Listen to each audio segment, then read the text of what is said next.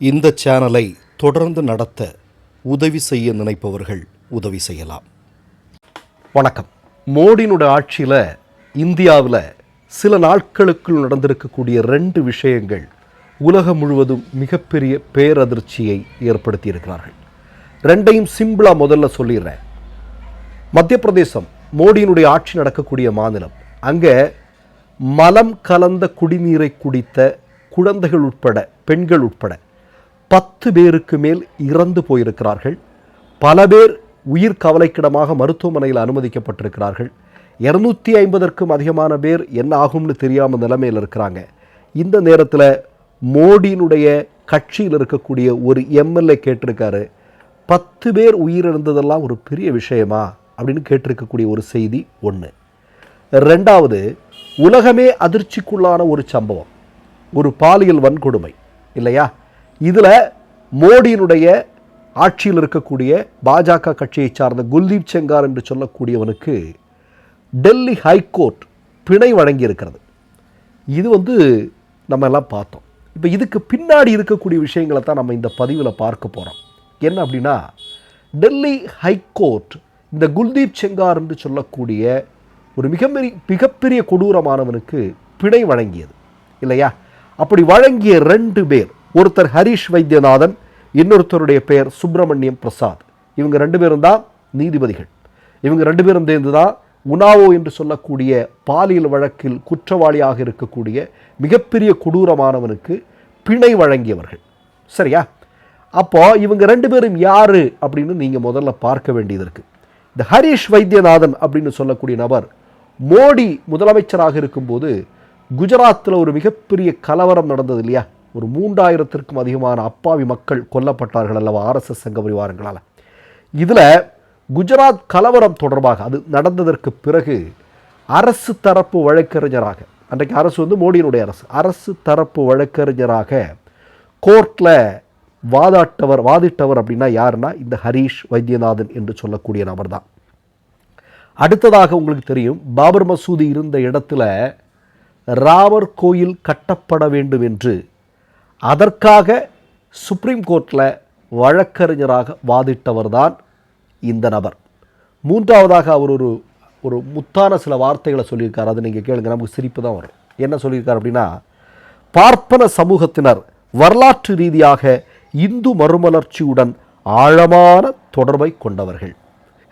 இது நமக்கு சிரிப்பு வருமா? சரி, அடுத்து விடுங்க. உமர் காலித் உங்களுக்கு தெரியும் இல்லையா?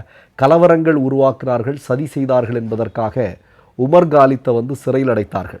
அவருக்கு பிணை வழங்கக்கூடாது என்று இந்த நொடி வரையிலும் உமர் காலித்துக்கு எதிராக ஒரு ஆதாரத்தை கூட யாராலும் சமர்ப்பிக்க முடியவில்லை. அது வேற விஷயம்.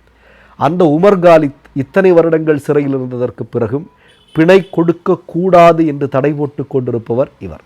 அப்போ இவர் யார், இவருடைய அடையாளம் என்ன அப்படிங்கிறது தெரியும். உமர் காலித்திற்கு பிணை மறுக்கப்படுகிறது. அதே நேரத்தில் குல்தீப் செங்கார் என்று சொல்லக்கூடிய ஒரு மிகப்பெரிய பயங்கரவாதி, ஒரு ஆர்எஸ்எஸ் காரன், ஒரு பிஜேபி காரன், இவனுக்கு பிணை கொடுப்பது, இவனுடைய தண்டனையை நிறுத்தி வைப்பது போன்ற பல்வேறு செயல்களில் இவர் ஈடுபட்டிருக்கிறார். இவருடைய பின்புலம் என்ன அப்படிங்கிறத நம்ம யோசிக்க வேண்டிய தேவையில்லை, உங்களுக்கு தெரிஞ்சிருக்கும்னு நினைக்கிறேன். இன்னொருத்தர் இருக்கிறார், அவருடைய பெயர் என்ன பண்ணிங்கன்னா சுப்பிரமணிய பிரசாத். இவருடைய இதை பாருங்க நீங்கள். இவர் என்ன அப்படின்னா, டெல்லியில் சிறுபான்மை சமூகத்தை சார்ந்த மக்களுடைய வீடுகள் இடிக்கப்பட்டது. அப்படி இடிக்கப்பட்டதற்கு தடை கோரி கோர்ட்டில் இந்த வழக்கு போகுது. அதற்கெல்லாம் தடை விதிக்க முடியாது அப்படின்னு சொன்னவர் தான் இந்த நீதிபதி. அடுத்தது, ஜக்கியோட வீடியோ ஒரு யூடியூபர் போடுறாரு. ஜக்கி எப்படிப்பட்ட ஆள் அப்படிங்கிறது நமக்கு எல்லாருக்குமே தெரியும் இல்லையா? சாமியார் வேஷத்தில் சுற்றிட்டு இருக்கக்கூடிய ஒரு குற்றவாளி. சரியா? இந்த ஜக்கியினுடைய வீடியோவை, அவர் அம்பலப்படுத்திய வீடியோவை ஒரு யூடியூபர் தொடர்ந்து போட்டார் அப்படிங்கிறதுக்காக அந்த யூடியூப் வீடியோலாம் உடனடியாக தூக்கணும் அப்படின்னு சொல்லி கட்டளையிட்டவர் தான் இந்த நீதிபதி. 3வதாக நீங்கள் பார்த்தீர்கள் அப்படின்னா, இதே உமர் காலித் இவருடைய வழக்கில் அவருக்கு பிணை கொடுக்கக்கூடாது என்று இருந்தவர் தான் இந்த நீதிபதி. இந்த 2 பேரும் சேர்ந்து தான் உலகின் மிகப்பெரிய கொடூரமான குற்றவாளியாக இருக்கக்கூடிய ஆர்எஸ்எஸ் பிஜேபி காரனாக இருக்கக்கூடிய குல்தீப் செங்காருக்கு பிணை கொடுத்தது மட்டுமல்ல, அவருடைய தண்டனையை நிறுத்தி வைத்திருக்கிறது. நல்ல காலம் மதிப்புக்குரிய உச்ச நீதிமன்றத்திற்கு வழக்கு சென்று இந்த டெல்லி ஹைகோர்ட்டில் இந்த 2 நீதிபதிகளும் கொடுத்த தீர்ப்பு செல்லாதுன்னு அவங்க சொல்லியிருக்கிறது இன்றைக்கு இந்திய மக்களுக்கு ஒரு பெருமூச்சு விட வச்சிருக்கு. இது ஒரு பக்கம்.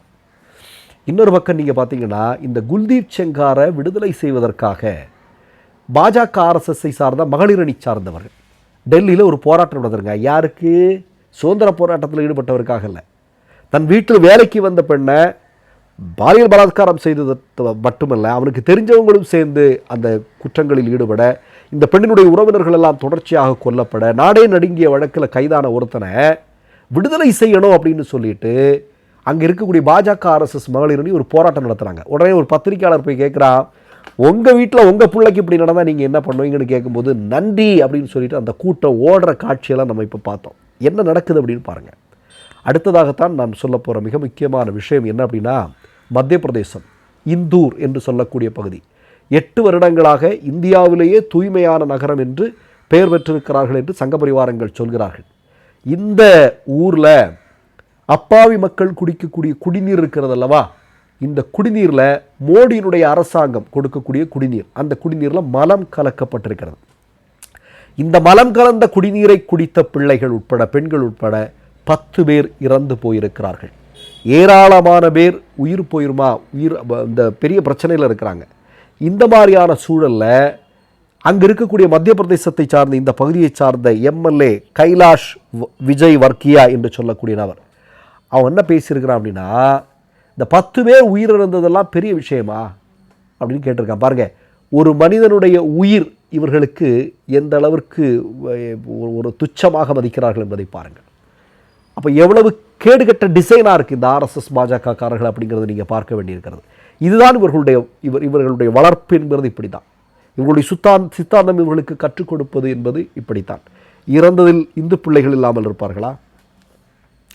நம்ம இங்கே மதம் பேசுகிறோம்னா, நான் இந்துக்களுக்காக வரேன், நான் இந்துக்களை பாதுகாக்க போகிறேன்னு சொல்லிட்டு தான் ஆட்சி பொறுப்பில் வர்றாங்க.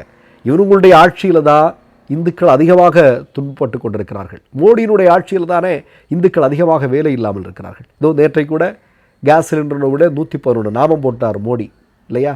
இனி ஹோட்டலெல்லாம் நம்மளால் சாப்பிட முடியுமா? ஏற்கனவே ஜிஎஸ்டின்னு நிர்மலா சீதாராமன் போட்டு வடை சுட்டதில் இங்கே நம்ம போய் ஒரு தோசை சாப்பிட முடியலை. இப்போ 111 ரூபா நாமம் மோடி போட்டிருக்கிறதுனால ஹோட்டலில் போய் எல்லாமே சாப்பிட முடியுமா? எல்லாம் சேர்ந்து சுற்றி அடிக்கிறாங்க, நம்மளை சுற்றி அடிக்கிறாங்க. ஆனால் சுரணையற்ற சமூகமாக நம்ம இருக்கிறோம். இந்திய மக்கள் சுரணையற்றவர்களாக இருக்கிறார்கள்.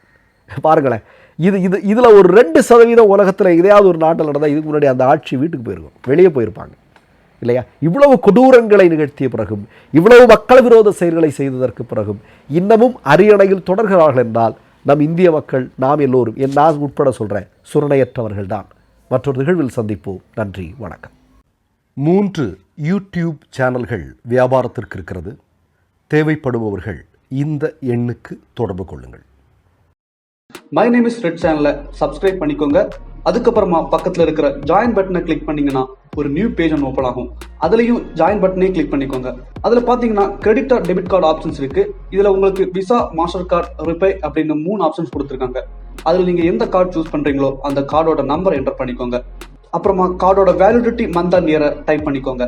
அடுத்தபடியா உங்க கார்டோட பின்னால சிவிசி கோடுன்னு சொல்லிட்டு 3 நம்பர்ஸ் கொடுத்துருப்பாங்க. அந்த நம்பர் இதில் என்டர் பண்ணிக்கோங்க. அப்புறமா அட்ரஸ் அண்ட் இன்ஃபர்மேஷன் என்டர் பண்ணிட்டு பைங்கிற பட்டனை கிளிக் பண்ணிக்கோங்க. ஒருவேளை உங்க கார்டு நம்பர் இன்வாலிட்னு காமிச்சிச்சுன்னா உங்க கார்டுல இன்டர்நேஷனல் யூசேஜை எனேபிள் பண்ணுங்க.